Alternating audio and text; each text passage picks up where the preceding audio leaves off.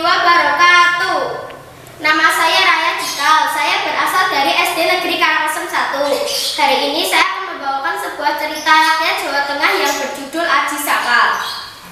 Pada suatu hari, Aji Saka berniat ke wilayah Medang Kamulan. Aku mendengar kabar tentang raja di sana. Katanya ia sangat jahat. Karena kabarnya ia gemar mangsa manusia. Tiap hari ia harus memakan daging manusia. Dan aku juga mendengar bahwa rakyat di sana makin ketakutan dan lebih memilih untuk mengungsi. Aku harus menghentikan ini. Dalam perjalanannya, Aji Saka ditemani oleh dua orang pembantunya yang setia, yaitu Doro dan Sembodo. Saat mereka tiba di pegunungan Kendeng, Aji Saka meminta Sembodo untuk tinggal di situ.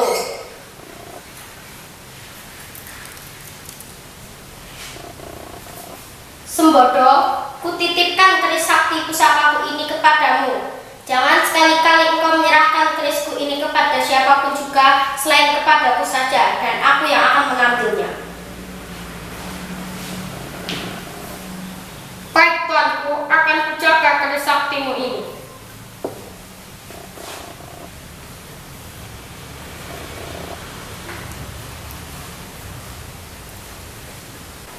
Baiklah, kalau begitu aku dan Doro akan melanjutkan perjalanan. Ayo Doro.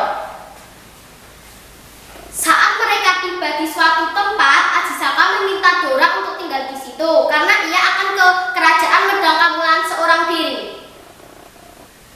Doro, kamu tinggal di sini saja karena aku akan ke kerajaan Medang Kamulan seorang diri. Baiklah kalau begitu. Di kerajaan Medang Kamulan, Prabu Dewata Cengkar memerintahkan patihnya untuk membawakan satu manusia. Hei patih Jubul Muda, kuperintahkan kau untuk membawakan satu manusia ke sini untuk menjadi santapanku. Kalau kau tidak membawa satu manusia pun, maka kau yang akan menjadi santapanku. Baiklah tuanku. Setelah sekian waktu perjalanan, Aji Saka bertemu dengan Patih Jubul Muda tampak kebingungan karena tidak mendapatkan satu manusia pun. Hei Patih Jubul Muda, sedang apa kamu di sini? Kenapa tampak kebingungan? Hei pemuda, siapa kamu? Aku sedang mencari manusia untuk dijadikan santapan rajaku. Aku Aji Saka. Kalau begitu, bawa saja aku tidak takut. Hahaha, jika orang lain akan lari terbirit-birit, kau malah menyerahkan dirimu sendiri. Kalau begitu, ikut aku. Singkat cerita, akhirnya Aji Saka di hadapan Prabu Dewata Cengkar. Berani-beraninya kamu kesini, aku akan memakanmu. Tunggu, sebelum hamba paduka makan, perkenankan hamba mengajukan satu syarat terlebih dahulu. Syarat? Syarat apa yang kau kehendaki, wahai Aji Saka? Hamba meminta imbalan tanah sewa surban yang hamba kenakan ini. Itu saja, lekas engkau gelar surbanmu itu. Aku telah sangat lapar. Aji Saka mulai membuka dan menggelar surbannya. Tak disangka-sangka, surban yang dikenakan Aji Saka itu sangat panjang, seolah-olah tidak putus-putusnya digelar. Prabu Dewata Cengkar pun sangat murka, ia langsung menangkap Aji Saka. Apa ini? Surbanmu sangat panjang, akan kutangkap kau Aji Saka. Iya.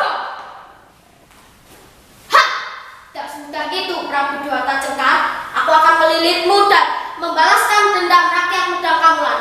Iya. Lepaskan aku Aji Saka. Lepaskan.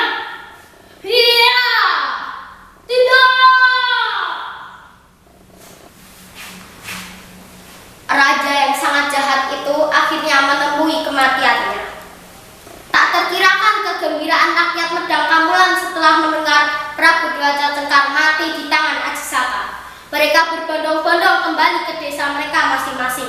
Ayo teman-teman, kita kembali ke desa kita. Prabu Dewata Cengkar sudah mati. Segenap rakyat pun akhirnya sepakat menunjuk Aji Saka menjadi raja menggantikan Prabu Dewata Cengkar. Aji Saka pun memerintah dengan adil dan bijaksana. Pada suatu hari, Aji Saka teringat pada kerisnya yang masih dititipkannya kepada Sembada di Pegunungan Kendeng. Lantas, ia memerintahkan Doro untuk mengambil keris tersebut. Doro, kuperintahkan kau untuk mengambil kerisku yang masih kutitipkan kepada Sembodo di Pegunungan Kendeng. Baiklah, tuanku. Singkat cerita, akhirnya Doro telah sampai di Pegunungan Kendeng. Setelah berbincang-bincang melepas kerinduan, akhirnya Doro menyatakan maksud kedatangannya. Wahai Sembodo sahabatku, aku diutus junjungan kita untuk mengambil kerisnya yang masih dititipkannya kepadamu. Untuk engkau ketahui, wahai Doro sahabatku, junjungan kita pernah berpesan untuk tidak menyerahkan keris itu kepada siapapun, kecuali hanya kepada dirinya saja, dan dirinya yang akan mengambil keris itu sendiri. Sembodo, apakah engkau mencurigai aku? Demi Sang Hyang Dewata aku sungguh-sungguh menjalankan perintah dari junjungan kita. Tidak bisa, Doro. Serahkan itu kepadaku, Sembodo. Tidak, Doro. Rasakan jurusku ini. Iya. Akan kubalas kau, Sembodo. Mereka saling bersikeras hingga akhirnya terjadi pertarungan dan mereka mati bersama. Di kerajaan Medang Kamulan, Aji Saka terus menunggu kedatangan Doro. Seharusnya Doro itu telah kembali. Dengan rasa keheranan dan penasarannya, akhirnya Aji Saka bergegas menuju Pegunungan Kendeng. Tak terperanjatnya Aji Saka ketika tiba di Pegunungan Kendeng, yang mendapati dua pembantunya itu telah tewas demi menjaga amanatnya masing-masing. Sembodo, apa yang telah terjadi, Sembodo? Doro, bangun Doro, apa yang telah terjadi ini?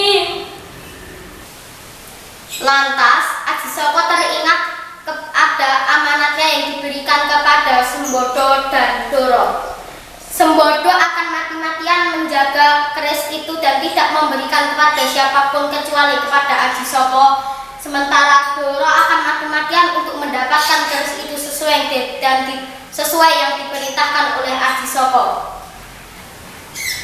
Untuk menghormati dua pembantu setianya itu, Aji Saka menuliskan huruf-huruf di atas batu yang berbunyi Hono Coroko, ada utusan, Doto Sowolo, saling bertengkar, Podo Joyonyo, sama-sama sakti, Mogo Botongo, mati bersama. Demikian kisah Aji Saka. Wassalamualaikum warahmatullahi wabarakatuh.